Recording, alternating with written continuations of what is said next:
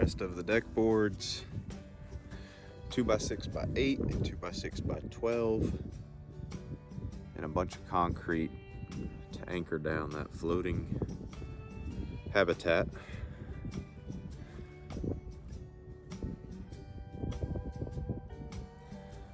That was a scary load.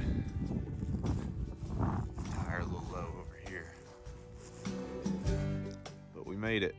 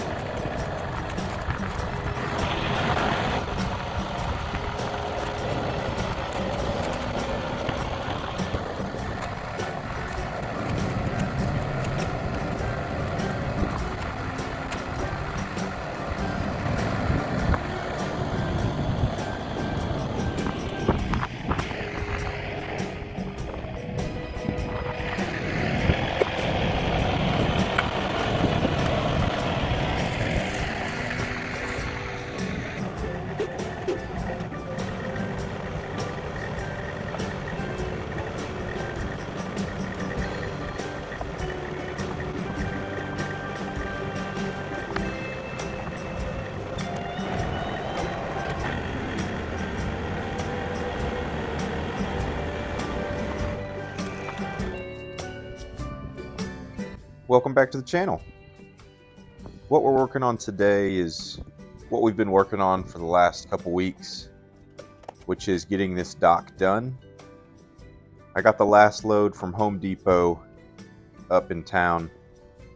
That consisted of a ton of 2x6 deck boards, pressure treated obviously since it's going to be outside, and a bunch of concrete to help anchor down all of the habitats that are floating due to that sudden rain filling up the pond halfway. I bought 8-foot deck boards just to cut them in half. That way I'd have a 4-foot walkway across the gangway or the walkway going out. And then the 12-foot boards will stay at length, and I'll use them for the dock itself.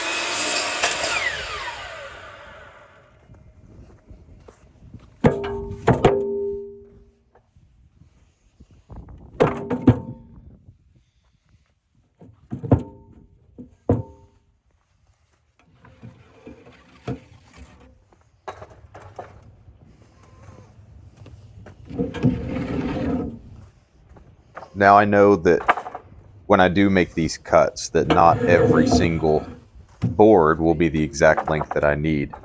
And I know this because when you buy dimensional lumber standard from any retailer like Home Depot, Lowe's, Menards, McCoy's, whatever it is, any box store, that lumber is not always cut to this perfect size of 8 foot if you're buying an 8-foot board. It'll be within a range. Like there's a variance that they're allowed to have when selling these. So some of these boards might be 8 foot on the dot. Some of them might be 8 foot and 2 inches.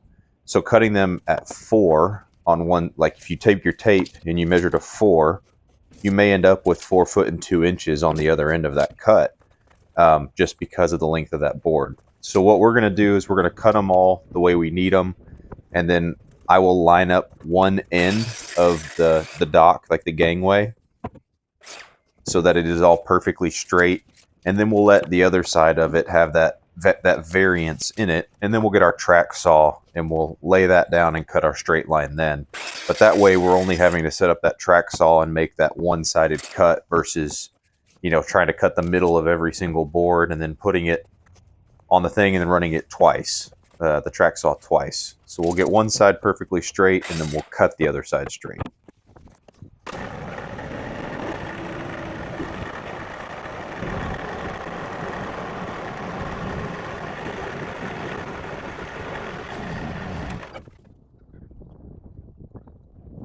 You'll also see here that obviously the joists aren't all the way out over the dock area. And the reason for that is I figured it would be much easier to set those joists if I had a walkway to get out there versus spider monkeying the whole way across, hoping not to fall into that super cold water. So we're going to lay these boards out. I won't fasten them in yet, but I'll at least lay them out so they give me something to walk across.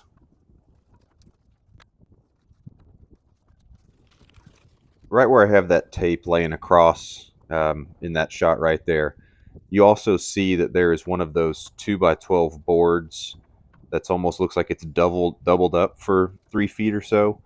What that is the boards that I had were not long enough to get from the dock to build this walkway from the dock to the land.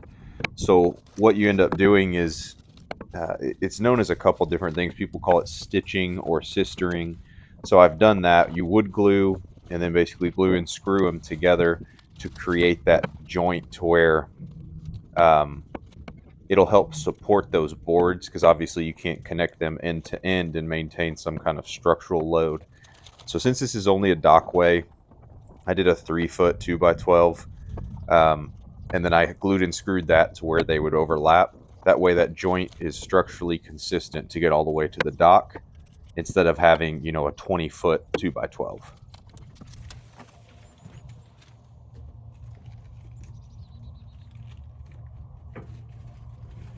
I'm putting a temporary, board here to make sure that these joists running out to the dock don't wobble left and right.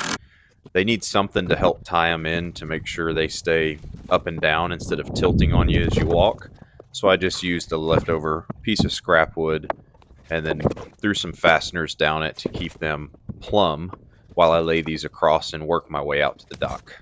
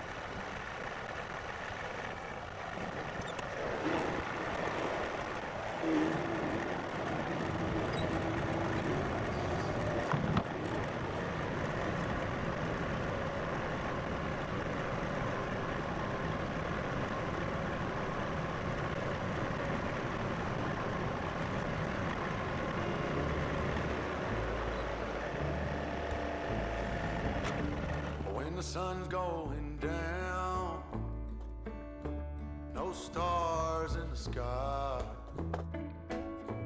I'ma head down the road across county line, where they roll up the smoke, they pour beer and wine, and hearts break.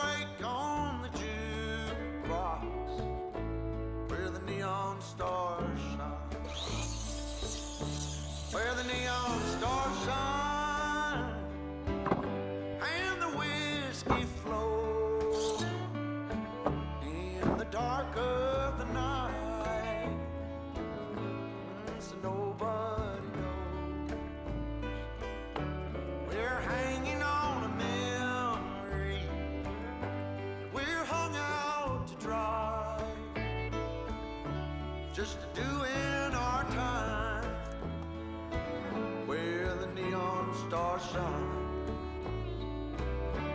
Well, the folk gathered around. They all look the same. They know my train, but can't remember my name. Ain't nobody listening, and that suits me just fine. Oh, they wanna hear me cry where the neon stars shine, where the neon stars shine, and the whiskey flows in the dark of the night, so nobody knows. Been hanging on the limb, and we're hung out to dry, just doing my time where the neon stars shine.